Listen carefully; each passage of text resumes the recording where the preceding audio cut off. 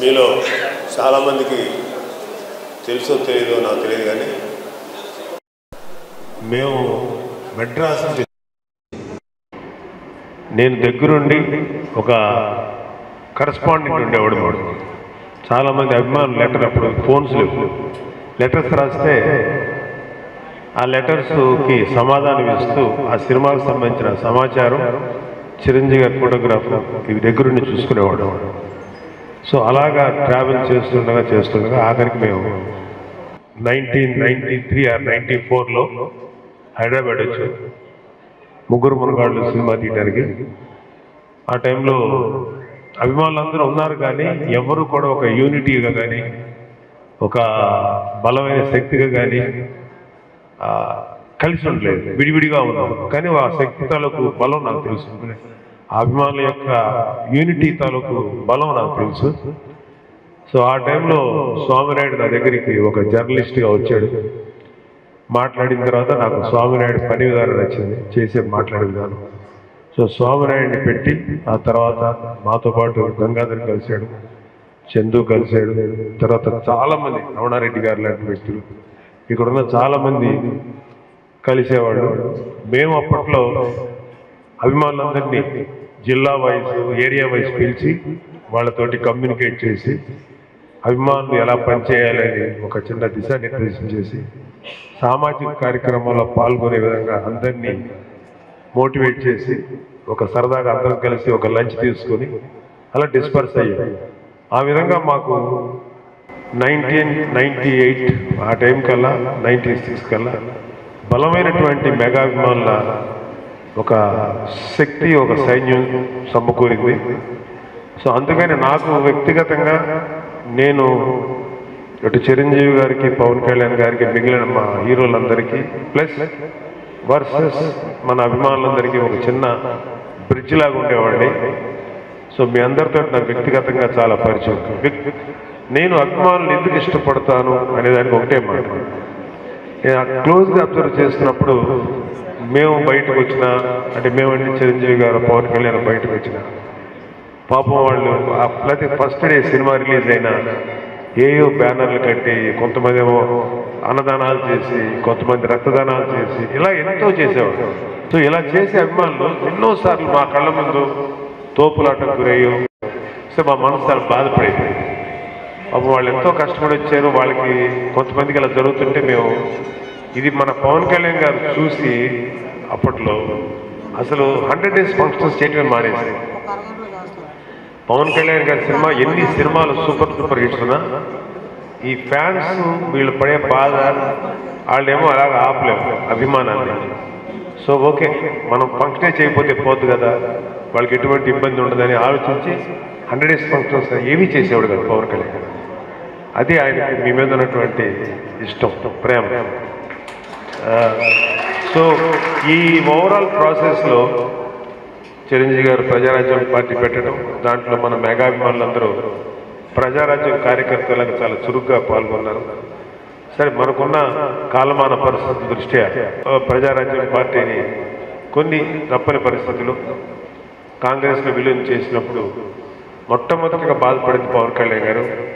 ఆయన అయితే ఆ విలీనం చేసే టైంలో ఆయన దానికి దూరంగా ఉండి, లేదు మనల్ని నమ్మి మనతో ట్రావెల్ చేస్తున్న ప్రతి ఒక్కరికి, ప్రతి కార్యకర్తకి న్యాయం చేయాలి, వాళ్ళ వైపు నిలబడాలని చెప్పి, ప్లస్ రాష్ట్రం తాలూకు సమస్యలు అప్పటికే మన దేశం, మన రాష్ట్రంలో ఈ పొలిటికల్ పార్టీ పీడిస్తున్నటువంటి రాష్ట్రంగా చూసి మన ప్రజలకు ఏంటి న్యాయం చేయగలుగుతాం, ఎలా చేయగలుగుతాం, వాళ్ళ లివింగ్ కండిషన్స్, జీవన ప్రమాణాలు ఎలా మెరుగుగా చేయాలని చెప్పి చాలా కాలం పాటు ఆలోచించి 2014లో జనసేన పార్టీ పెట్టారు.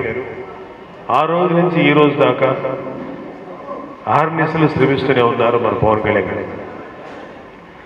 అయితే పవన్ కళ్యాణ్ గారు దానికి ముందు యువరాజ్యంలో చేశారు, దానికి ముందు కామన్ మ్యాన్ ప్రొటెక్షన్ ఫోర్స్ చేశారు. ఇలాగ ఇంచుమించు ఒక 18-20 ఏళ్ల నుంచి రాజకీయాలకి ఎక్స్పోజ్ అయ్యారు.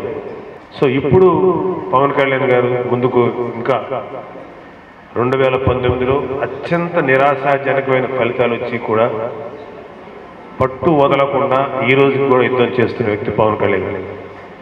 లైఫ్లో సక్సెస్ వచ్చినప్పుడు చాలా థ్రిల్లింగ్గా ఉంటుంది, చాలా ఎక్సైట్మెంట్ ఉంటుంది.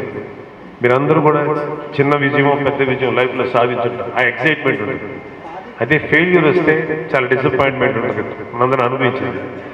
కానీ జనసేన అనే పార్టీ ఎలక్షన్స్లో పాల్గొని ఇంచుమించు ఒక్క సీటు కూడా రాకుండా ఉంటే కొన్ని వేల మంది వేల మంది కార్యకర్తలు, ఆ రోజు లక్షల మంది కార్యకర్తలు, లక్షలాది ఓటు వేసినటువంటి వాళ్ళందరినీ మనం డిసప్పాయింట్ చేసేవే, మనం అనుకున్నది సాధించలేకపోయాం అనుకున్నప్పుడు మీరు నమ్ముతారు. అలాంటి పరాజయంతో డిప్రెషన్ ఒక మనిషికి ఉంటే ఎట్లుంటుందంటే, అంటే మేము సినిమాల్లో కూడా చూస్తుంటాం కదా, ఆ ఫెయిల్యూర్ అయితే ఎలా డిప్రెస్ అవుతాం. అలాగా ఒక పెద్ద పొలిటికల్ ప్రాసెస్నే మేము ఫెయిల్యూర్ అయ్యాం 2019లో.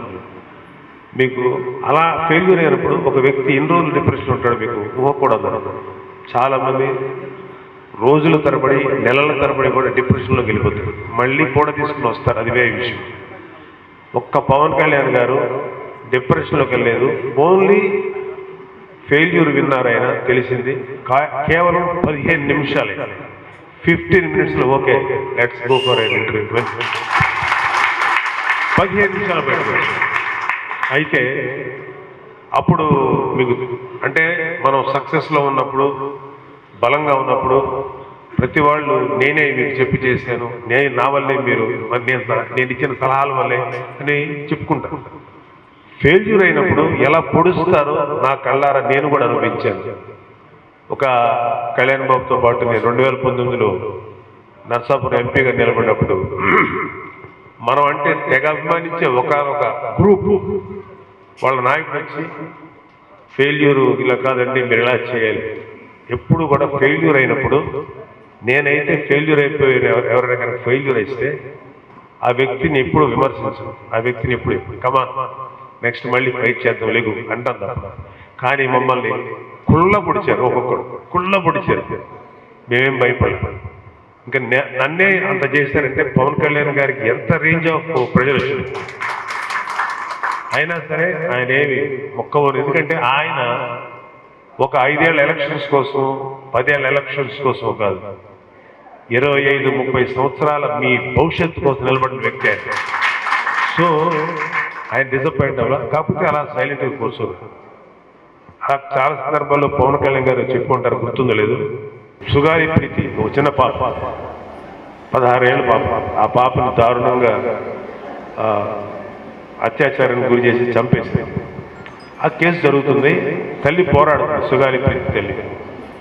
మేమందరం 2019లో ఇలా ఓడిపోయి ఉన్నప్పుడు పవన్ కళ్యాణ్ గారి దగ్గరికి వచ్చింది అడమ్మ, అన్న మా పాపకి ఇట్లా అన్యాయం జరిగింది, మీరు కొంచెం వాయిస్ అవుట్ చేయండి, మీరు మాట్లాడితే మాకు న్యాయం జరుగుతుంది అంటే. ఆల్రెడీ ఇప్పుడు మాట్లాడినా కూడా రెండోసారి కూడా మాట్లాడమని అడిగినప్పుడు చుక్క మాట చెప్పండి, నేను ఫెయిల్యూర్ అయ్యానమ్మా, నేను ఎట్లా వచ్చి మాట్లాడను, సరే చూద్దాం, జనాలు నన్ను యాక్సెప్ట్ చేయలేదు కదా 2019లో, సరే చూద్దాంలేమ్మా వెళ్ళు అన్నాడు.